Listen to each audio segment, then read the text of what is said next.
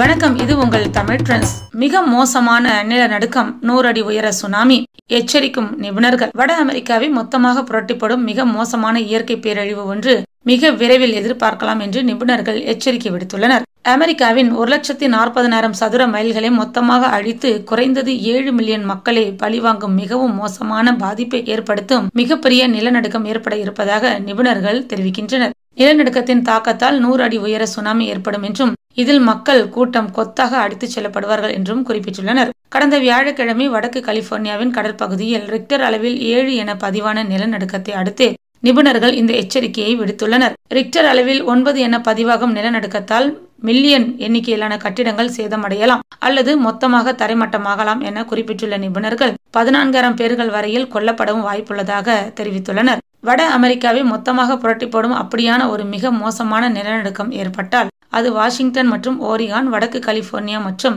கனடாவின் British Columbia மாகாணங்களை உள்ளடக்கிய ஒரு பெரிய பகுதியை மொத்தமாக விழுங்கிவிடும் என்கிறார்கள். இதனால் ஏற்படும் உள்ளூர் பொருளாதார பாதிப்பு மட்டும் 100 பில்லியன் பவுண்டுகளை தாண்டும் என்றும் மதிப்பிட்டுள்ளனர். முதலில் நிலநடுக்கம் ஏற்பட போவதாக நாய்களால் உணர முடியும் என்றும் 30 முதல் 90 நொடிகளில் நில அதிர்வை மக்கள் உணரத் தொடங்கும் போது பொருட்கள் அலமாரியில் இருந்து விழத் தொடங்கும். தொடர்ந்து உக்கிரமான அதிர்வுகள் ஏற்படும். குறைந்தது 3 நிமிடங்கள் மக்கள் நிற்பதில் கூட சிரமப்படுவார்கள். கட்டிடங்கள் ஆடும். உடைந்து நொறுங்கும் கடுமையான சத்தத்தால் அவர்களின் காதுகள் அடைப்படும். அது மட்டுமின்றி தொடர்ச்சியான நடுக்கம் முடிவில்லா நிலச்சரிவுகளை ஏற்படுத்தும். சியாட்டிலில் மட்டும் 30,000 நிலச்சரிவுகளுக்கு வாய்ப்புள்ளதாக கணக்கிடப்பட்டுள்ளது. முதல் நிலநடுக்கம் ஏற்பட்ட 15 நிமிடங்களுக்குள் 100 அடி உயரத்தில் சுனாமி தாக்கும். 12 முதல் 24 மணி நேரத்திற்கு பிறகு நகரங்களில் சூழ்ந்த தண்ணீர் குறைய ஆரம்பிக்கும். அப்போது நிலம் நிரந்தரமாக 3 அடிக்கு மேல் கீழிறங்கி இருக்கும். உள்நாட்டில் சக்தி வாய்ந்த நில அதிர்வுகள் குறைந்தபட்சம் 1 நாளாவது தொடரும். இதனால் மக்கள் மீண்டும் கட்டிடங்களுக்குள் செல்வதை தடுக்கின்றது.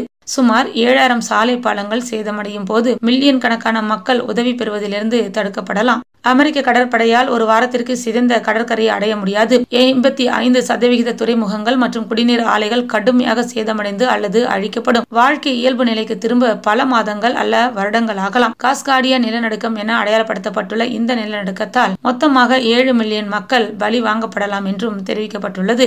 ஜப்பானில் 2011ஆம் ஆண்டில் ஏற்பட்ட ரிக்டர் அளவில் 9 என பதிவான நிலநடுக்கத்தால் 130 அடி உயர சுனாமி உருவானது. இது 1200 மைல்களுக்கு மேலான கடற்கரையை வெள்ளத்தில் மூழ்கடித்தது. நிலநடுக்கம் மற்றும் சுனாமியால் 18,500 பேர் கொல்லப்பட்டனர். ஆனால் இதைவிட மிக மோசமான பேரழிவை காஸ்காடியா நிலநடுக்கம் ஏற்படுத்தும் என்று நிபுணர்கள் எச்சரிக்கின்றனர். இந்த வீடியோ பிடிச்சிருந்தா லைக் பண்ணுங்க, கமெண்ட் பண்ணுங்க, உங்க நண்பர்களும் பார்க்க ஷேர் பண்ணுங்க. மீண்டும் மற்றொரு வீடியோவில் சந்திக்கும் வரை நன்றி, வணக்கம். இது உங்கள் தமிழ்.